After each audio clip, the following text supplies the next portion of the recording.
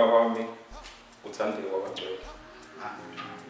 Okhulumayo igama bandla lethu isibongo wakaBlose qhamuka uBujini ethempelini enkanyisweni kumshumayela ucele. Amen. Nazaretha amahle Nkosini. Hlobo ezinhlezi ukukhonza unyaka lezulu. Sisenkonzweni yeSabatha engahlukile kwezinye inkonzo. Ukuthanda kwehluka kuba kunye ukuthi izwi lonyaka lezulu luthi njengoba kunesimo sesifo esisabalala umhlaba wonke lithi izwi asithandaze kaDokotela akabonke. Uma ke sizwa ngabadala bathi ukuthandaza kaDokotela akuyona into entsha. Nasesikhathini esiphambili ubaba omkhulu kwakuye kwenzeke afika shumayeza abantu mase yabashiya aqhubeke ethi abasali bethandaza kulowo muzi akabonke. Okuyinto engeyitsha kodwa engithanda ukugcizelela nokugqugquzela ukuthi inkosi ikhiphile igama lokuthi abantu abathandaze kodwa abathandaze kaDokotela. Uma kuthiwa kuthandaza kaDokotela ngesikhathi ka9 isikhathi ukuthi sithandaze nangesikhathi sehora lokuqala isikhathi ukuthi sithandaze ayikaze ithi inkosi ngoba abanye bangathina mhlawumbe sebenokukhuluma sebedolika ngendlela engesiyo bethi abazokuya esontweni ngoba kwathiwa kungayi esontweni. Igama elinjengalelo kufanele sigcizelele lokho ukuthi alikaze kuphume igama elaphumayo bathiwa sithandazele kaDokotela ayibonkosi. Nazaretha amahle ngiyengithanda ukuthi mangikhuluma ngendaba kaShembe ngingakhulumi ngile mude kodwa kube khona indawana engizoyithinta.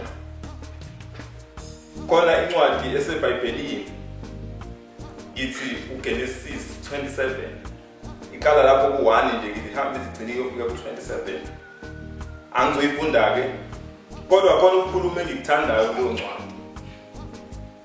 Kwakukhona indoda kwathiwa uIsaka. uIsaka wayesekhulile wasevaleka amehlo angabe sabona. Uma evaleka amehlo unamadodana amabili amawele. Khona indodana endala khona indodana encane.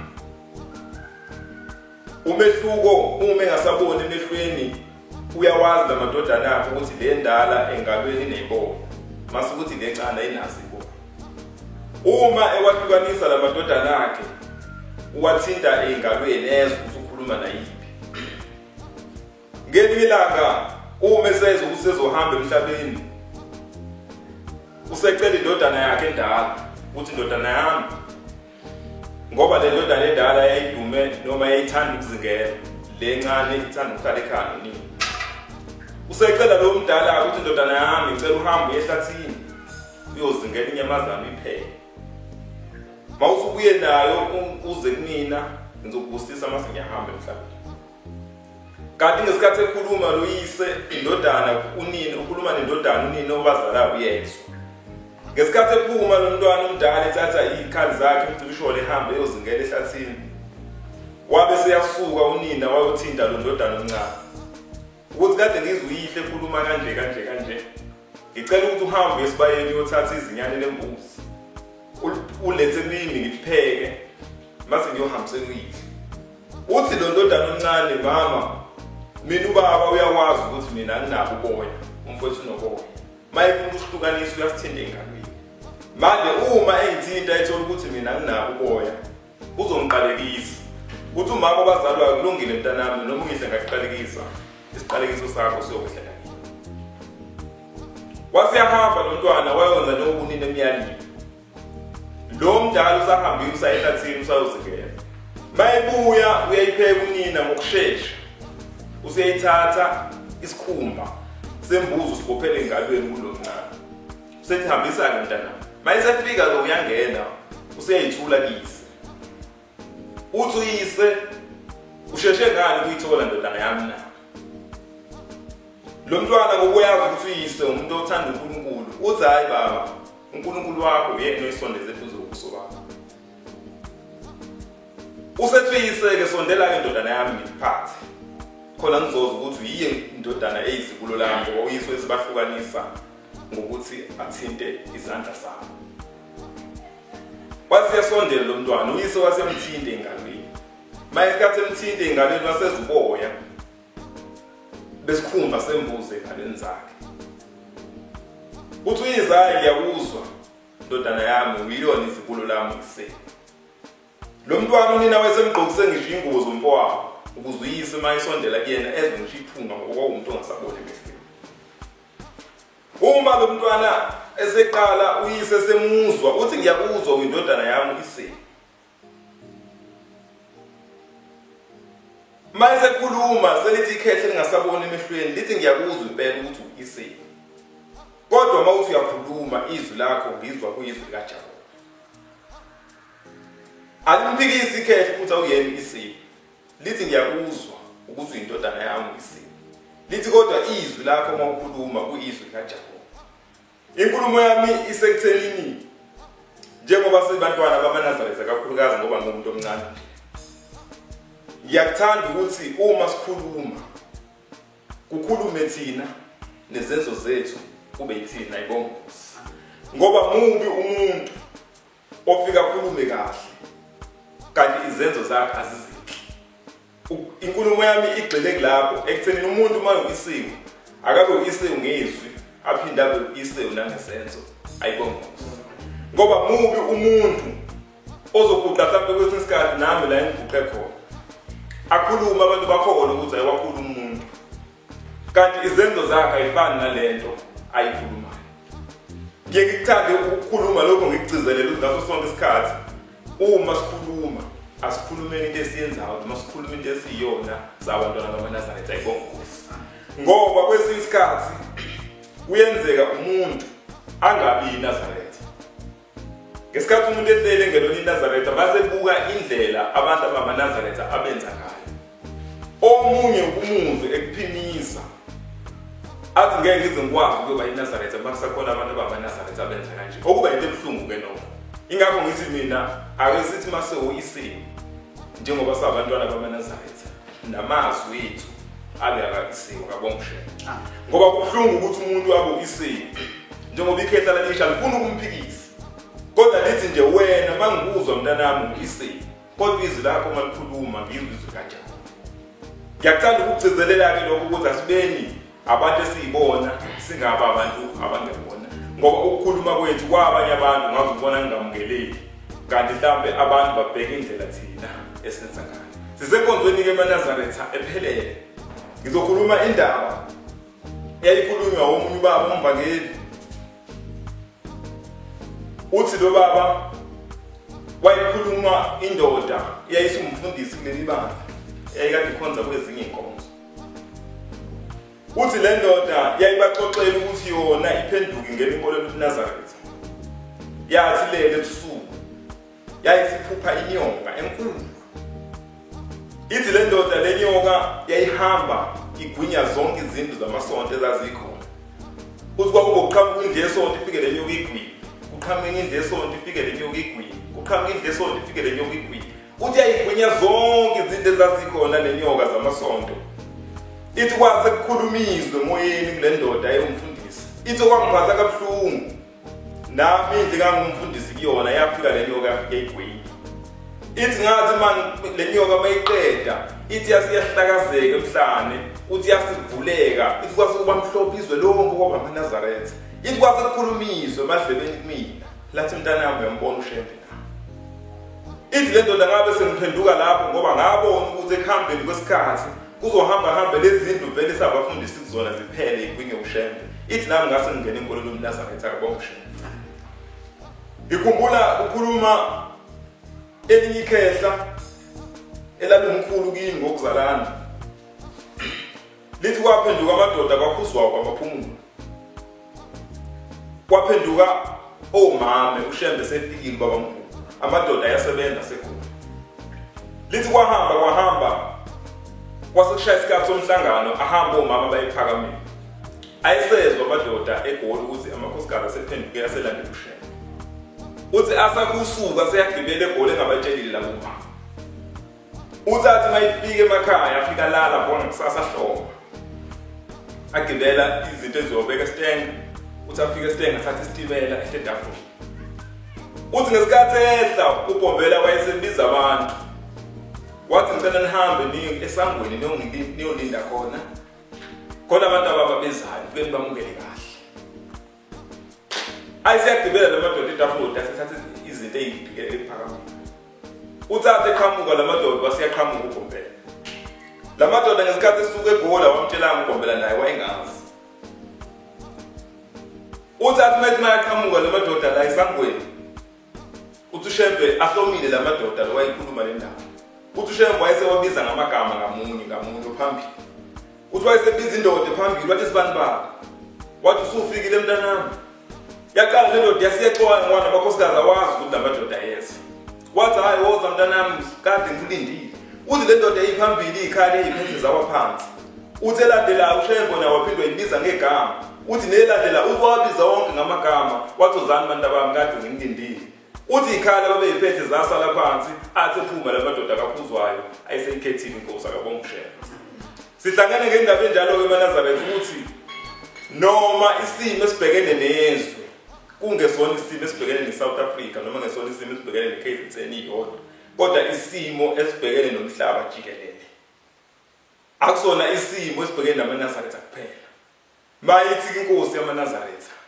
asithandazene emathempelini ngiyakuthanda ukugcizelela esithandazeleni emadokodweni ngiyathanda ukugcizelela ukuthi asingabe sesihlala singabe sisathandaza ngesikhathi sokuthandaza kodwa noma sithandaza kodwa sithandazele emadokodweni futhi sikuthandazele nakho lokho ukuthi lolu bhubhane lukhona luhlale lidlule ngoba uShembe ahlula lutho ngelinye ilanga kukhuluma enye indoda ihlala ehostel nezinye insizwa iyahlala ibona abantu behlangana bekhonza ihlala iyabona abantu bayahamba bathi basayosabatha la kukhona khona uShembe kwabe sekugula unkosikazi wayo le ndoda wathathwa wayiswa esibhedlela ayifuni ukuvezela abantu ehlala nabo ehostela le ndoda ukuthi iyambona uShembe ukuthi uNkulunkulu kodwa kwahamba yasithatha ifoto sakuntshontsha kubantu ehlala nabo lapha ehostela ilithatha leli foto le ndoda ilithuse mase kushaya isikhathi ukuthi ihambe iyobheka unkosikazi esibhedlela ihambe nalo le ndoda leli foto ifike inikeze unkosikazi ithi unkosikazi ngicela uphathe lo nkosikazi kufanele ngakusahambe ePH hambe wefinzo ilithatha le nkosikazi ifoto mase yalithukusa le ndoda leli foto intshontshe insizweni ehlala nazo ezaManazaretha iwatsheli ithi nkosikazi yini neyithi le ndoda hayi ifoto kaShembe mase yalithatha le nkosikazi ifoto mase yalibeka mase le ndoda kuphela isikhathi sabantu abavakashile mase yahamba uthi lo mayikhuluma uthi ngelinye la uthi ebusuku le nkosikazi lele kuzovuka ngakusasa ePH uthi kwafika uShembe inkosi esithathu inyanga yezulu uthi yafika yathi inkosikazi kaSibanibani yathi kusasa kufanele uye ePH uyohlinzwa athi le nkosikazi impela kunjalo ithi le ndoda yafika yamhlinza yathi hayi thina boShembe sesikuhlinzile ufike ukubatshela abelungu bangabesakwenzana uthi yasiyanyamalala uthi wathi ufika ngakusasa kwafika odokotela kwayila bebuza ukuthi lo nkosikazi uzokwenzana uthi uzohlinzwa kwathi ubani usiyakazi uhlinzwa la ngoba lo nkosikazi akanalutho uthi unkosikazi wakhishwa wadedelwe engahlinzwanga ibonga inkosi umese efika usexoxela indoda ukuthi awubaba lesi sithombe obuka nginikeza sona ukuthi sikaShembe wathi lo Shembe usesithombeni wathi ngimbone kahle ebusuku ufike kumina ngephupho afike kwangithethe ngeke ngisahlinzwa nangempela ngibange ngisahlinzwa akabonga uShembe ilezo indaba ke esike sikhulume kodwa ke ngiyengithanda ukuthi singakhohlwa ukuthi sithandazele ubhubhane khona akabonga uShembe lokho singeke sesibeke ngaphandle ngoba uShembe ngaso sonke isikhathi into ayenzayo uyenza ngempumelelo ngicela ukuma lapho uNkulunkulu kaShembe unyazi phezulu abusisele kusini